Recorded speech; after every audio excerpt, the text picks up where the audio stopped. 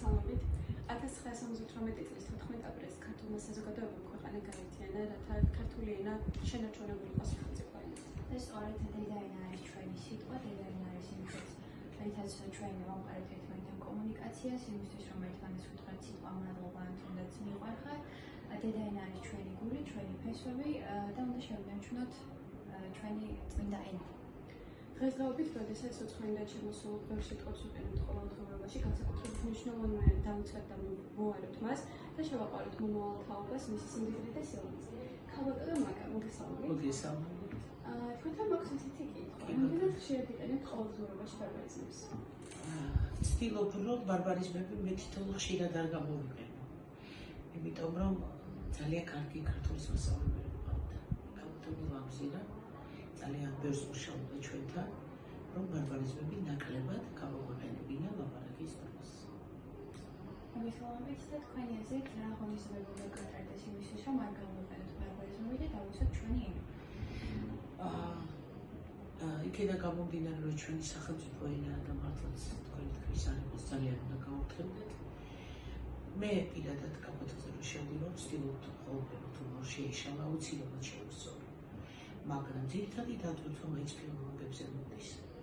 ამიტომ ძალიან ხშირი აქტივობები აქვთ ჩასატარებელი, რომ ბავშვებს უფრო ძირფესვიანად, უფრო საინტერესოდ აუხსნათ თუ რა არის ჩვენი ენა, როგორია ჩვენი ენა და უთხრან, რომ მხოლოდ ქართულად შეიძლება ვილაპარაკოთ და ამით შევიტანოთ ჩვენი წვლილი, ჩვენი სახელმწიფო ენის პატივისცემისადმი. მადლობას გიხდით კიდევ ერთხელ გილოცავთ ქართული ენის დღეს. ქართულ ენაზე საუბარი მომუშავოს მეთქმა.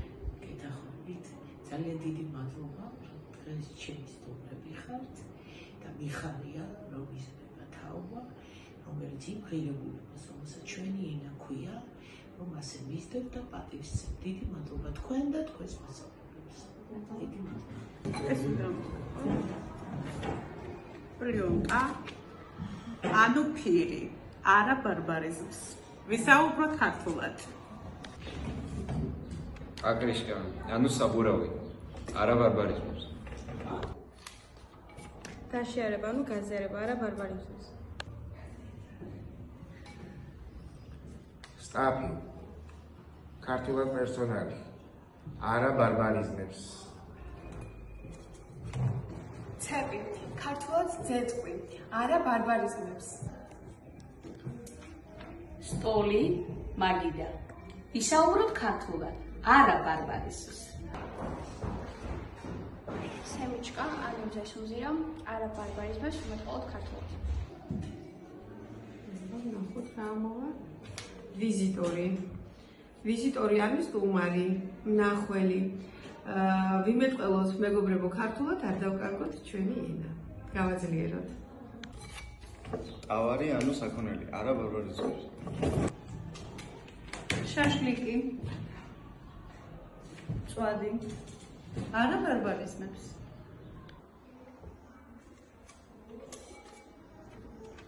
მატონი, ანუ ძრავი, არა ბარბარიზმებს. ინსპირაცია ქართულში დაგონება, ნუ გამოვიყენებთ ბარბარიზმს. სტოლი არის მაგიდა, ხო? ამიტომ უნდა ვიმეტყველოთ სწორად, ვიმეტყველოთ ქართულად და არავითარ შემთხვევაში მაგიდის ნაცვლად ჩვენ არ უნდა გამოვიყენოთ სიტყვა სტოლი. მეშოკი, თომარა, არა ბარბარიზმს. როჟა, სახე, არა ბარბარიზმს. რა ხდება აბა? აკუშკა. აკუშკა არის ბავშვებო ფანჯარა. და უნდა ვისაუბროთ ქართულად, არა ბარბარიზმს. სენსიტიური. ქართულად გრძნობიარე, არა ბარბარიზმს. დედლაინი, ბოლო ვადა, ვიმეტყველოთ ქართულად. რუქსაკი, ზურგჩანთა, არა ბარბარიზმს. პავიდლო, ხილფაფა. არა ბარბარიზმს. ვისაუბროთ ქართულად. უფლი, მის შესატყვისი ქართული სიტყვა არის ფეხსაცმელი. და სასურველია ყველა ქართულად იმეთყველოს, სუფთა ქართულ ენაზე.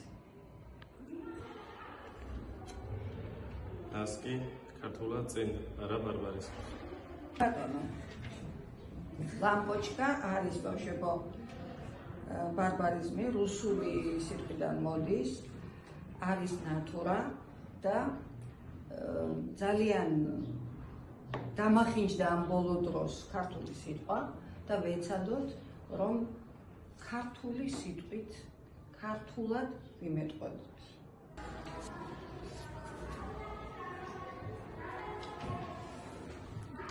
ქართული სახელწოდება ხრუბელი. არა ბარბარიზმებს, ვიმეტყველოთ ქართულად. ვედრო ქართულად არის სათლი, ვიმეტყველოთ ქართულად, არა ბარბარიზმებს. ლუდი, არა ბარბარიზმს. ვაფშე. საერთოდ, არა ბარბარიზმებს. პატალოგი არის ჭერი. ვიმეთყველოთ ქართულად, არა ბარბარიზმს.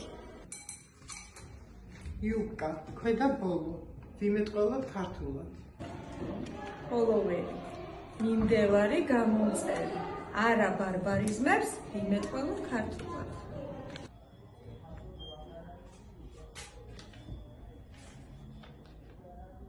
საჟიგალკა. უნდა ვთქვათ სანთებელა. არა ბარბარიზმს. ბრასლეტი, სამაჯური.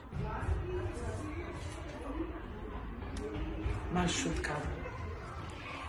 ანუ ეს არის მიკროავტობუსი. ჩვენ ძალიან ბევრი ბავშვი გვყავს, ვინც ამით სარგებლობს, ამიტომ მოვუწოდებ ხოლმე, რომ ვილაპარაკოთ მხოლოდ ქართულად.